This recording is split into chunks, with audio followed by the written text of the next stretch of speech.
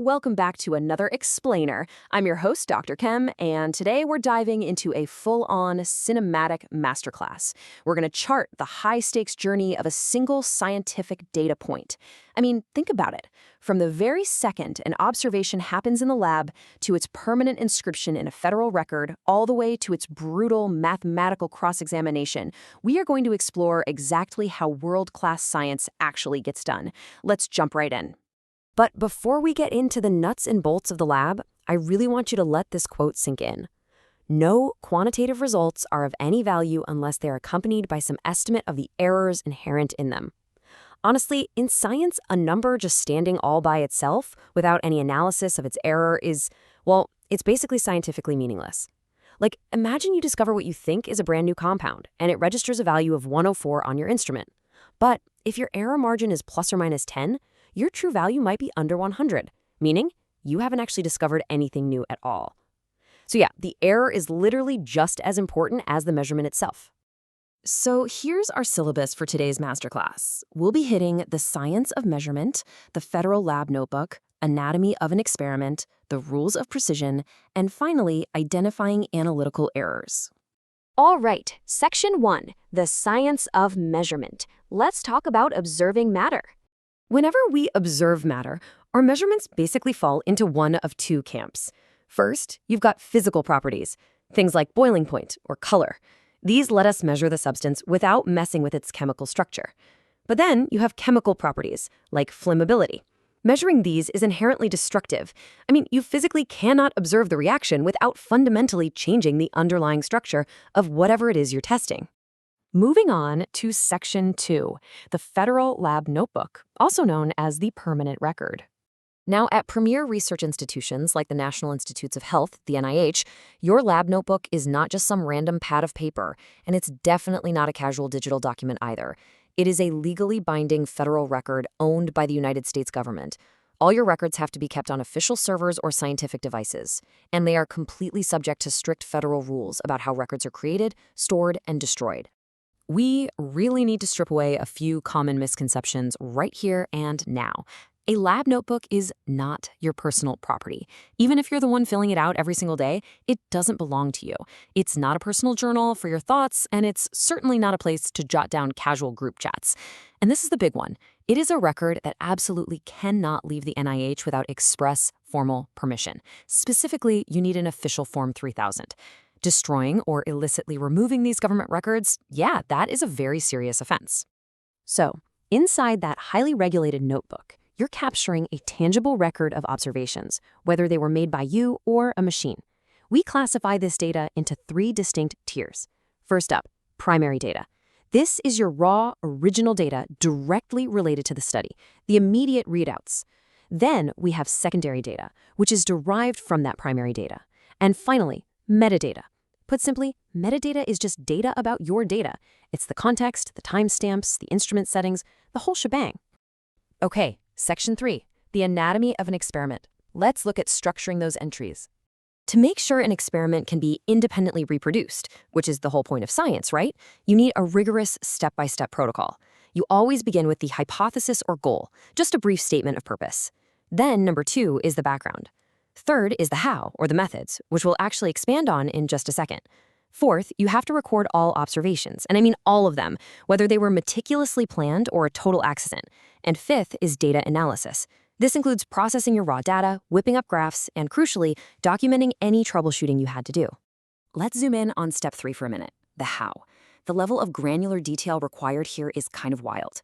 If you're stepping into a world-class lab, you don't just write down, used this chemical. No way! You document the reagent source, its exact lot number, and its expiration date. Working with cells, you better write down the passage number and the growth medium. Using instruments, note the serial number and the exact settings. You even have to record centrifuge speeds and specific animal housing details, like were they single-housed or fed ad libitum. This level of detail isn't just nice to have, it is absolutely non-negotiable for reproducible science.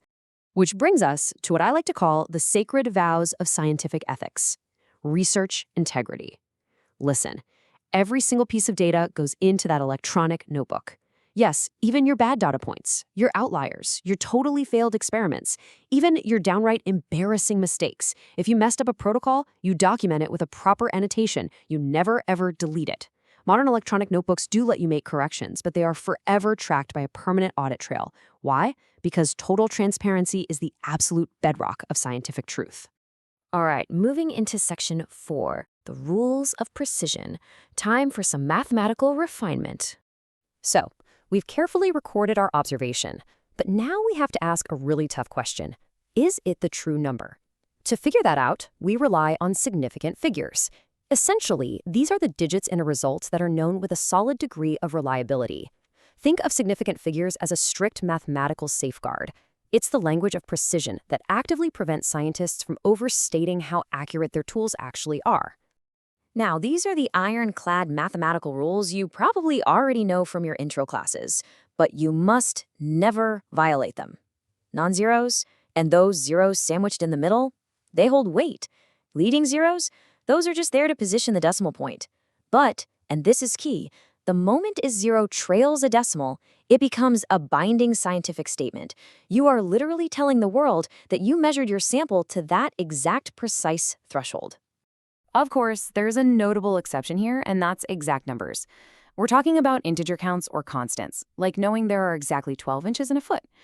Because they possess absolute certainty and technically have an infinite number of significant figures, we can just completely ignore them as a limiting factor when we're calculating the precision of our final result. Okay, pay attention because I really need to give you a critical warning about calculations. When you're using calculators for long, mixed operations, never, ever round your intermediate results. You have got to carry as many digits as possible through the entire set of calculations, and only apply your significant figure rounding at the very, very final step. If you round too early, especially in statistics when you're calculating things like sums of squares, you can introduce a massive bias and seriously compromise the accuracy of your final result. Just don't do it. Finally, we arrive at section 5, identifying analytical errors. Let's talk about hunting down flaws in our data. In this final phase of the masterclass, we basically have to put our own data on the witness stand and rigorously cross-examine it. We're looking for two main types of errors. First is random error, which messes with your precision. This is what causes individual replicate results to scatter unpredictably above and below your true value. But then, there's systematic error, which relates to bias. Systematic error is way more insidious. It doesn't scatter your data. It skews all of your results in one specific direction. Everything comes out entirely too high or entirely too low. So how do we actually combat that kind of systematic bias? Well, your ultimate defense is rigorous instrument calibration, and you do this before the experiment even begins. We use what are called standard reference materials, or CRMs. These are often certified by heavyweight organizations like the National Institute of Standards and Technology, or NIST. By testing a known certified material first, we can easily see if our equipment is systematically skewing our data, and we can adjust it before it ruins our actual experiment. These days, combating those errors relies heavily on advanced instrumentation.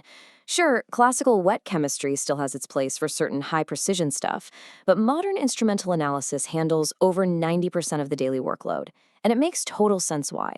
We're talking sub-microgram sensitivity, the ability to measure multiple analytes at the exact same time, operating over 6 or more orders of magnitude, plus it's highly automated. We can process well over 100 samples an hour.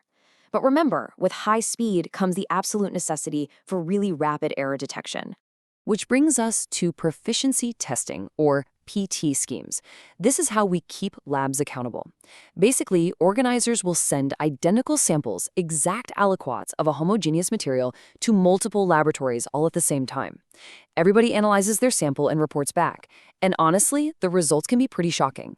For example, in one very common clinical analysis for blood glucose, results for the exact same sample ranged from 6.0 all the way to 14.5 millimolar across different labs. Think about that. Some labs got a result nearly 2.5 times higher than others.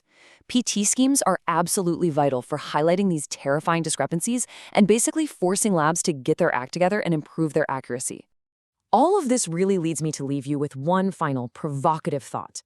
If a single dropped decimal, or just one uncalibrated instrument, can create a discrepancy so massive that it literally skews a critical clinical diagnosis, how might a single unrecorded error, or a hastily rounded number completely change the course of a major scientific discovery. The integrity of the laboratory notebook and strict adherence to the rules of measurement, they aren't just bureaucratic hurdles. They are the ultimate guardians of scientific truth.